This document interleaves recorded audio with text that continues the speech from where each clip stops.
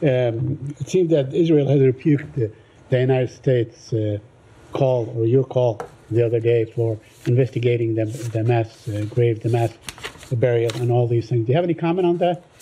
So, Saeed, there's been some, and if you'll allow me a quick second, I don't have, make sure I just the right thing here. As it relates to this site, the IDF has been pretty public in that in its search for Israeli hostages, they uncovered graves in the area where Palestinians had previously buried their dead. There has been some pretty consistent public reporting dating back to January that is an area that Palestinians had to bury some bodies, but the IDF can speak more specifically about that process. But you heard me speak to this, you heard the National Security Advisor say, and consistently across this administration, I'd say that the facts matter, and of course, if there is any kind of inconsistency, that needs to be looked into. But I believe that the IDF has spoken publicly about what this is and what this isn't. Okay, so you accept their answer. I mean, their answer was, we did not do that, we don't do this. I mean, that was, and they consider the matter to be over. Do you consider the matter to be over?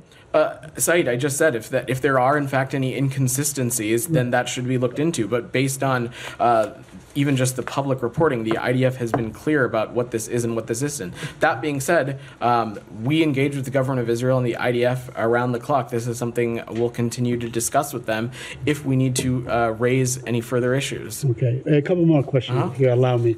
It has been reported that the U.S. is working with Israel to prevent any kind of ICC warrant of arrest of Israeli Prime Minister Benjamin Netanyahu. Are you aware of that? Is that true? Can you confirm that? It's important to take a step back here, Saeed, that since this president has come into office, we have worked to reset our relationship with the ICC, and we are in contact with the court on a range of issues, including in connection to the court's important work on Darfur, on Ukraine, on Sudan as well. But on this investigation, our position is clear. We continue to believe that the ICC does not have jurisdiction over the Palestinian situation. Yeah, but you did welcome the warrant, the arrest for Vladimir Putin, correct? I mean, you welcomed it. I'm just asking you. Saeed, these are two very different. First of all, I don't appreciate. You literally are, though. You literally are. There is no moral equivalency between the kinds of things that we see President Putin and his and the Kremlin undertake in comparison to the Israeli government. Right. I'm not asking for justification. I'm saying you did welcome it. Right. This is also not the ICC, as you know, is not. We are not party to the Rome Statute. That's true. Let me ask you one last question on the Saudi trip, on the Secretary's trip to Saudi Arabia.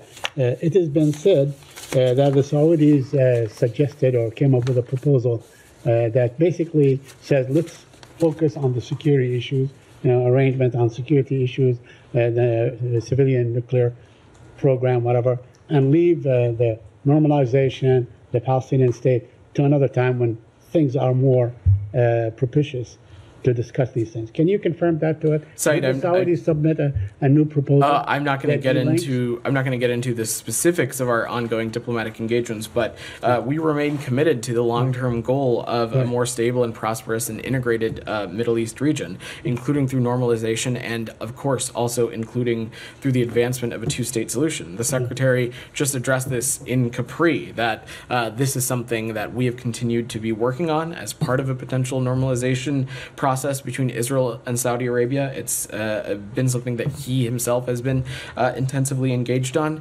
But beyond that, we'll just defer to our Saudi partners to speak to that. As far as you know, there's been no proposal delinking these issues and focusing on the security issue versus the Palestinian normalization. Saeed, we think that an integrated Middle East region should include normalization between Israel and Saudi Arabia, but also the advancement of a two-state solution as well. Yeah.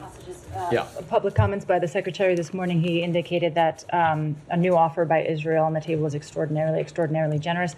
Is there a sense that a deal is closer than it has been in recent weeks, or is Hamas the same unknown that it has been?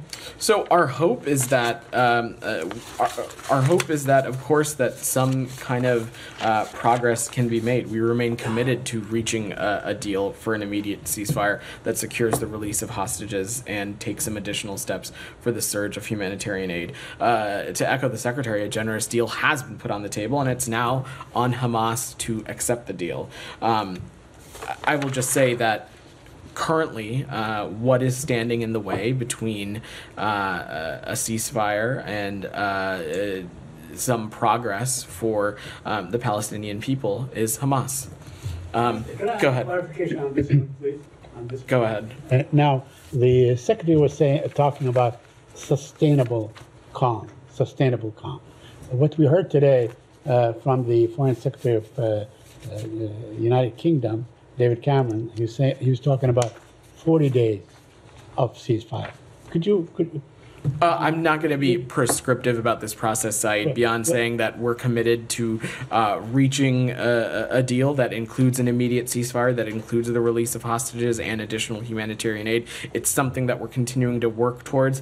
As the Secretary said, a generous deal has been put on the table, and really the responsibility now is for Hamas to accept it. But it includes no time. I'm not going to be prescriptive about the process, Saeed. Go ahead. I just want to follow up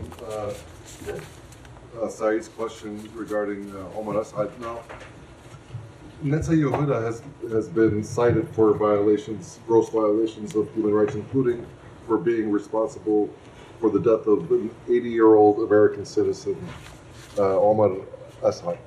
So that took place almost 2 years ago, 2022, and now you're saying that Israel presented new information and that there's a discussion for remediation of that military unit. What kind of new information, provided almost 2 years later, could make the family of Omar Assad, an American citizen, feel like they've received any kind of justice?